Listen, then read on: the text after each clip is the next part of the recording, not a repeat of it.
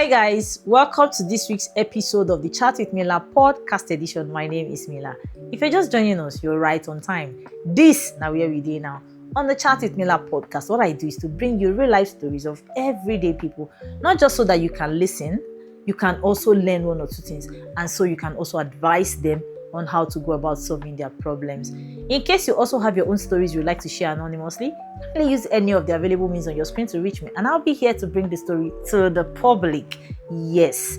And now don't forget to subscribe to our YouTube channel, like, share, and follow us across all our social media platforms so that we can grow this community and I can continue to bring you weekly premium tea. That being said, ladies and gentlemen, find a comfortable place to sit down. Come with me as I read you this story, because this one is a gang story, but find a place to sit down. Let me read. Dear Mila, thank you for your platform and what you do. It's been saving lives since 1900. Oh, yeah. Thank you.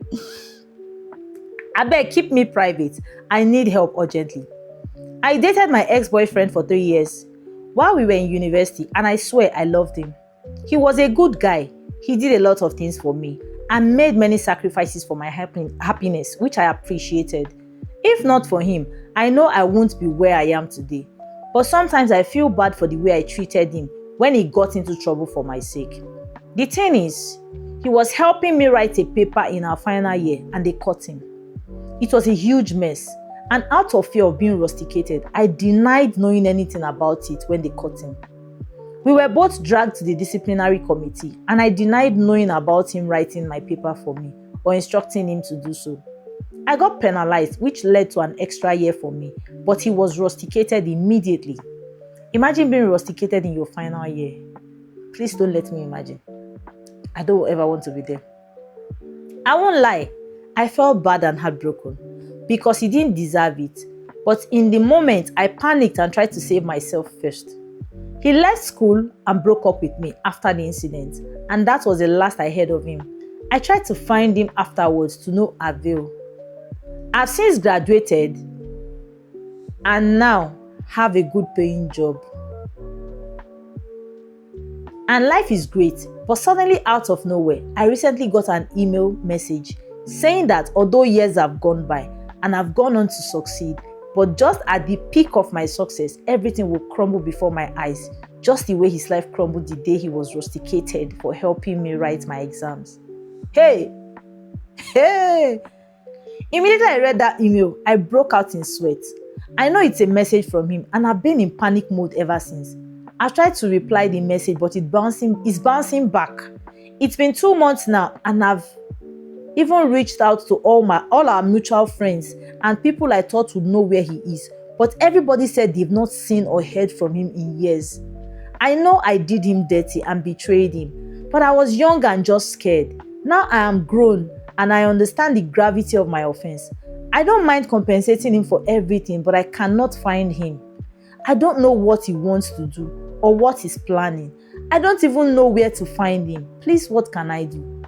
If he blows my cover, I'm sure my professional life will end and I would lose a lot of people in my circle, because the woman I am today is way different from the girl I was then. My conduct then doesn't align with the woman I have become. How can I find him? How can I get him to forgive me? They have not been able to track the IP address of the email he sent me.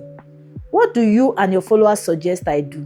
I know that the most dangerous people to offend in this life are quiet people, because there is no telling what they will do for revenge. Now I am terrified every time I remember that email. Please help.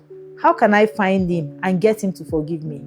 How do I compensate him for his sufferings? Make una help me, I beg. Many thanks and God bless. Kigiski. You people, this is another one for the books. But wait, hey God, I don't know what to say. Me, I brought it because who am I to say anything? I don't even know how to start. But you have heard the story now, so please, if this was your sister, what would you ask her to do? If this guy that this thing happened to, if he was your brother or your friend, what would you expect of this lady? She said she wants to apologize, she wants forgiveness, and she wants to compensate and do atonement. What do you think will be the appropriate compensation for this young man? Me, I don't know what to say again. He lost his whole life. She has gone ahead, she now has a career life, a circle that is totally different, parallel of what she was then. If this is your brother, what is the ideal compensation you will ask for? If this was your friend, how would you advise her to apologize and compensate? And to even begin with, where do we find this young man? The ball is in your court now. General public, help me. How do we solve these problems? Please leave your opinion in the comment section. Don't forget to be kind, be respectful, but yes, be honest in your comments. Leave your opinions in the comment section. She will be reading. You gotta this life. You can't run away from certain things. Nothing is ever hidden under the sun for life. See, he has come out now, but we'll know how to address this as time goes.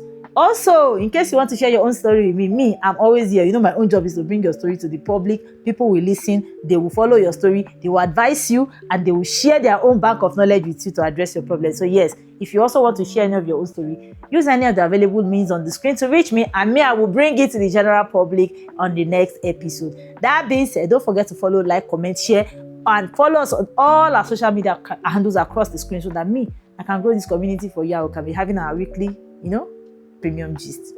This is where we draw the curtain for this week. Don't forget to be kind, be respectful, but be honest in everything you do in life, because what goes around will come around. Life is a merry-go-round. I always say that. Until I come your way again next week, my name is Mila. Stay out of trouble, and I'll see you again next week. Bye for now.